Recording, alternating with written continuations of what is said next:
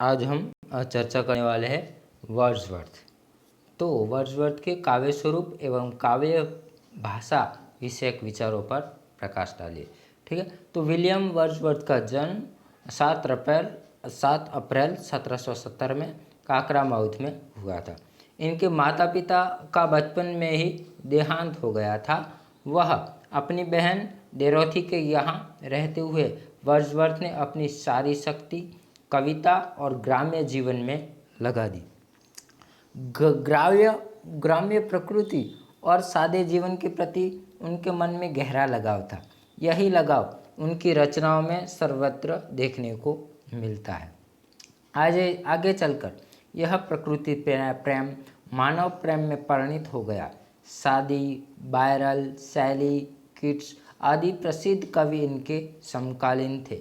सन 1798 में वर्ड्सवर्थ और कॉलरिज ने संयुक्त प्रयत्नों से लिरिकल बैलेड्स का प्रकाशन हुआ, जिसके दूसरे संस्करण में काव्य और साहित्य संबंधी गंभीर विवेचन का परिचय मिलता है। लिरिकल बैलेड्स की भूमिका स्वच्छंदतावाद का परिचय पत्र मानी जाती है और वर्ड्सवर्थ को स्वच्छंदतावाद का प्रवर्तक माना जाता है। तो देखिए वर्ड्सवर्थ के युग की परिस्थितियाँ कैसी थी।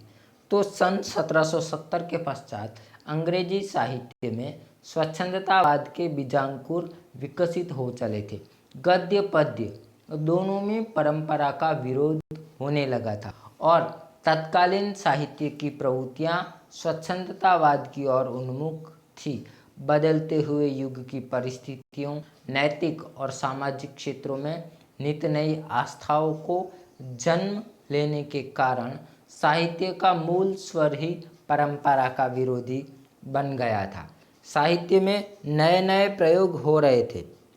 18वीं शताब्दी के अंत तक काव्य भाषा में पर्याप्त कृत्रिमता और वाक चातुर्य आ चुका था। भावों की अपेक्षा भाषा की साज सज्जा ही और अधिक ध्यान दिया जाने लगा। वर्ड्सवर्थ इस प्रकार की कृत्रिम शैली और आडंबर भाषा का समर्थन नहीं करता था। ऐसी कृत्रिम साहित्य के प्रति उनके भीतर आक्रोश उत्पन्न हो गया था। तो उनके विचार क्या है, तो देखिए पहले कविता क्या है। तो वर्ड्सवर्थ काव्य भाषा की परिभाषा देते हुए लिखते हैं कि all good poetry is spontaneous overflow of a powerful feeling in taken origin for imitation recollected in tranquilly. अर्थात श्रेष्ठ कविता बलवती भावनाओं का स्वतः स्फूर्त उस्खलन है और उसका उद्भव शांति के क्षणों में स्मरण करते हुए आवेगों से होता है। ठीक, यह किसका, तो वर्ड्सवर्थ का मानना है। जब वर्ड्सवर्थ काव्य में बलवती भावों से सहज उस्खलन की बात कहता है तो उसका आशय यही है कि श्रेष्ठ कविता में मानव जीवन के बहुविध पक्षों को अपने भीतर समेट सके, जीवन को उसकी पूर्णता से चित्रित कर सके, क्योंकि कवि का काम जीवन की व्याख्या करना होता है। वर्ड्सवर्थ ने काव्य सृजन की प्रक्रिया के बारे में बड़ी गहराई से चिंतन किया है। उनके अनुसार सबसे पहले कवि को किसी वस्तु, घटना, स्थिति, व्यक्ति आदि का इंद्रिय बोध होता है। बाद में जब वह वस्तु अदृश्य हो जाती है तो शांति के क्षणों में वह अपनी उस मानसिक प्रतिक्रिया का स्मरण करता है जो उस घटना आदि के इंद्रिय बोध के समय उसके मस्तिष्क में हुई थी। धीरे धीरे वह समूची प्रतिक्रिया को पुनः जागृत कर लेता है और उसे ही कविता में व्यक्त करता है। तो इस प्रकार कवि के लिए भावानुभूति ही नहीं, चिंतन भी आवश्यक है। उद्देश्यहीन कविता के लिए उनका कथन है, यदि मेरी कविताओं में भावित चेतना के साथ उद्देश्य नहीं है, मैं कवि कहलाने का अधिकारी नहीं हूँ। तो यानी कि उद्देश्य होना चाहिए। अगर उद्देश्य नहीं है तो कविता का कोई तात्पर्य नहीं है। कहने का तात्पर्य यह है कि कविता में अनिवार्य रूप में महान उद्देश्य होना चाहिए। कविता के उद्देश्य के बारे में कहना है कि कविता के द्वारा पाठक का मस्तिष्क आवश्यक रूप में कुछ अंश में प्रबुद्ध होना चाहिए, उसके भाव सशक्त तथा शुद्ध बनाए जाने चाहिए। हितकारी बुद्धि का संवर्धन करने में ही काव्य का मूल्य है।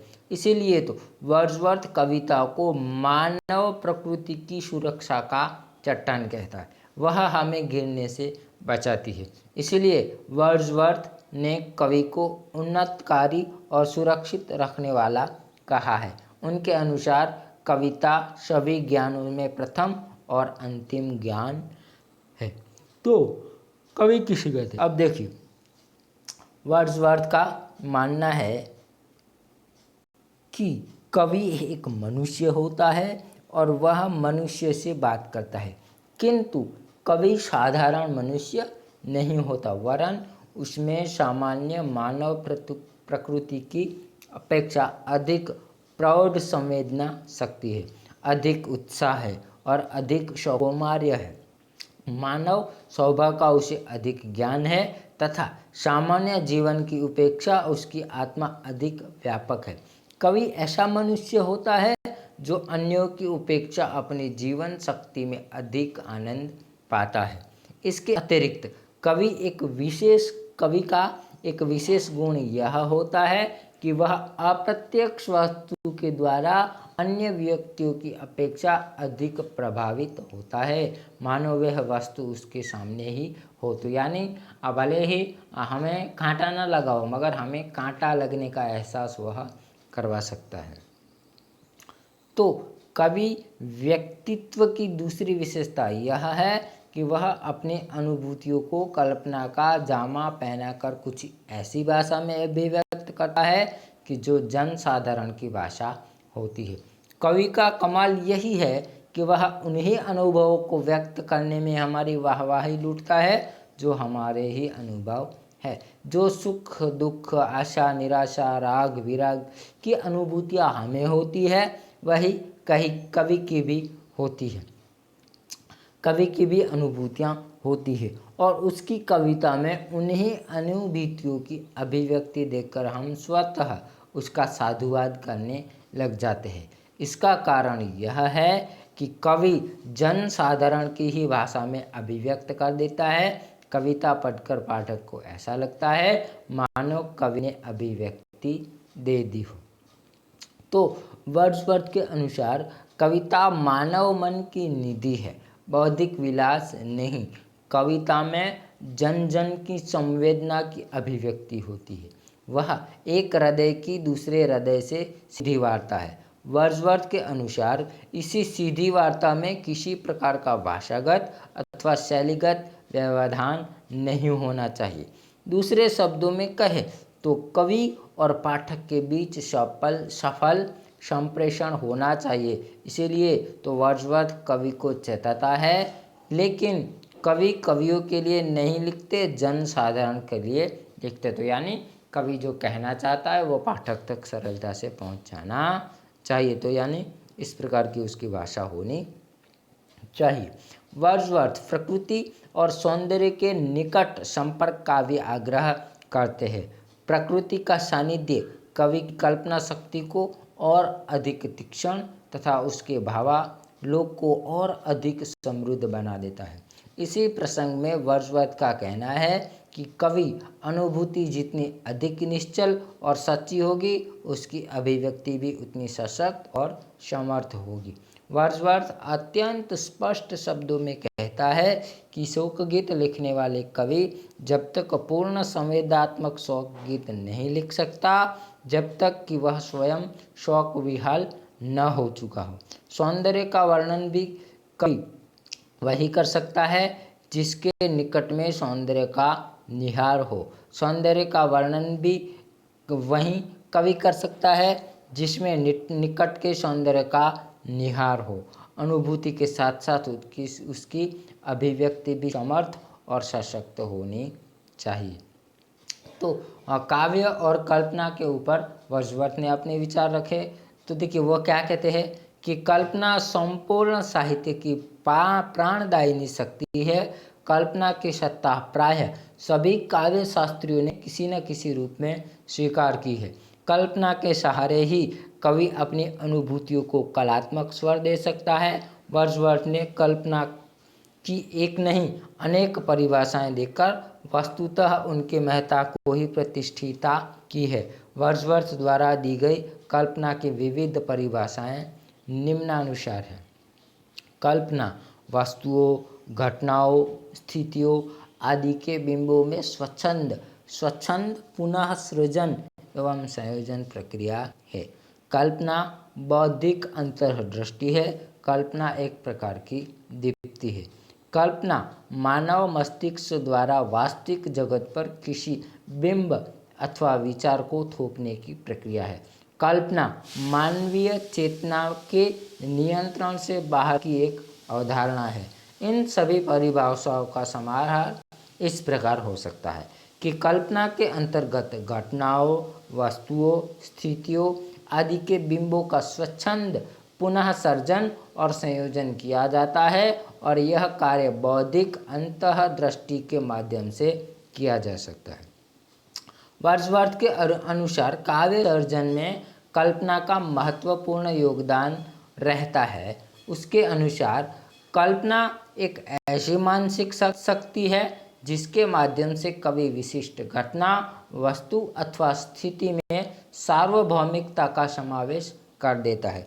एक अन्य स्थल पर वर्ड्सवर्थ लिखते हैं कि कल्पना कवि की एक ऐसी शक्ति होती है जिसके बल पर वह बहुरंगे जगत में एकता और एकता में वैविध्य उत्पन्न कर देता है। तो यह थे उनके कल्पना के विचार। अब काव्य के प्रयोजन के ऊपर जो उनके विचार है वह भी देख लेते हैं।